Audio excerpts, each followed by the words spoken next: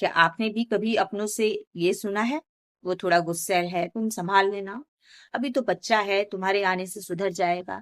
शादी के बाद मर्द बदल जाते हैं, बस तुम थोड़ा धैर्य रखना। अजीब बात है ना। शादी दो लोगों का साथ होना चाहिए, लेकिन अक्सर एक इंसान को जिम्मेदारी और दूसरे को छूट दे दी जाती है, और धीरे धीरे आपको एहसास भी नहीं होता कि आप एक रिश्ता नहीं, एक प्रोजेक्ट संभाल रही हैं। नमस्ते, मैं डॉक्टर हैप्पी कुमारी, और आज साझा अनुभूति पर हम बात कर रहे हैं उस दबाव की जो अनदेखा है पर है, जिसे समाज समझदारी कहता है, लेकिन असल में वो एक साइलेंट बर्डन है। एक लड़की जब शादी करती है तो सिर्फ उसका घर नहीं बदलता, उससे उम्मीदें बदल जाती है। उसे सिखाया जाता है एडजस्ट करना, इग्नोर करना, समझदारी दिखाना, और सबसे खतरनाक, उसे बदल दो।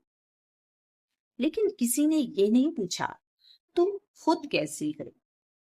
इसे मैं कहती हूँ सुधार घर माइंडसेट, जहां एक औरत से ये उम्मीद की जाती है कि वो गुस्से को प्यार से ठीक करे, बैड हैबिट्स को पेशेंस से बदल दे, और टॉक्सिक बिहेवियर को साइलेंस से हैंडल करे।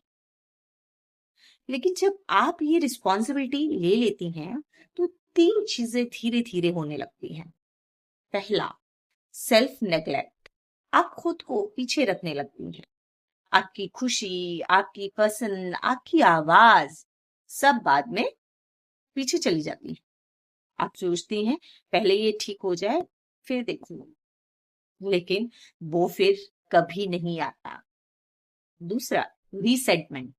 फिर एक समय आता है जब आप अंदर ही अंदर फ्रस्ट्रेट होने लगती हैं। आपने इतना इन्वेस्ट किया, इतना एडजस्ट किया, लेकिन सामने वाला वही का वही वैसा ही है, कोई बदलाव नहीं। और तब या तो आप खुद गुस्सा करती हैं, खुद पर नाराज होती हैं, या उस इंसान से नफरत करने लग जाती हैं। तीसरा, लॉस ऑफ आइडेंटिटी। सबसे खतरनाक, आप खुद को खोने लगती हैं। आप पार्टनर कम केयर टेकर ज्यादा बन जाती हैं। आप प्यार करने वाली नहीं, आप मैनेज करने वाली बन जाती हैं। सोचिए, और एक दिन आप आईने में खुद को देखते हैं और सोचती हैं मैं कहाँ खो गई, मैं कैसी थी, मुझे क्या हो गया। अब एक बहुत सीधी बात, थोड़ी कड़वी लगेगी लेकिन बहुत जरूरी है। कोई भी इंसान तब तक नहीं बदलता जब तक वो खुद बदलना नहीं चाहता। ना आपका प्यार, ना आपकी सेक्रीफाइस, ना आपकी डिग्रीज किसी को बदल नहीं सकती अगर उसकी खुद की इच्छा नहीं।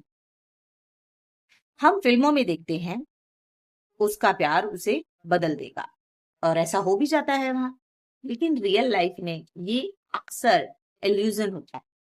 आप वहां पार्टनर बनकर गई थी, लेकिन आपको बना दिया गया रिहैबिलिटेशन सेंटर का मैनेजर, और ये रोल आपका था ही नहीं। जरा ऑनेस्टली सोचिए, क्या आपने कभी ये महसूस किया है कि आप कॉन्स्टेंटली कोशिश कर रही हैं, सेक्रीफाइस कर रही हैं, लेकिन सामने वाला उतनी कोशिश कर ही नहीं रहा? क्या आपको कभी ये लगा है कि आप ही हमेशा समझ रही हैं, आप ही समझदार हैं, आप ही एडजस्ट कर रही हैं? अगर जवाब हाँ है, तो शायद आप रिश्ता नहीं, एक रिस्पॉन्सिबिलिटी निभा रही हैं, बस।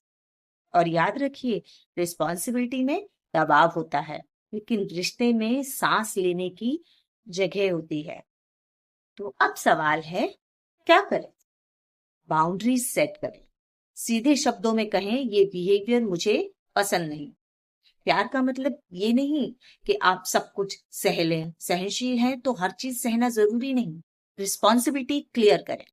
आप सिर्फ अपने एक्शंस के लिए जिम्मेदार हैं, सामने वाला अपने बिहेवियर के लिए। आप किसी के गुस्से का इलाज नहीं है। सेवियर कॉम्प्लेक्स छोड़।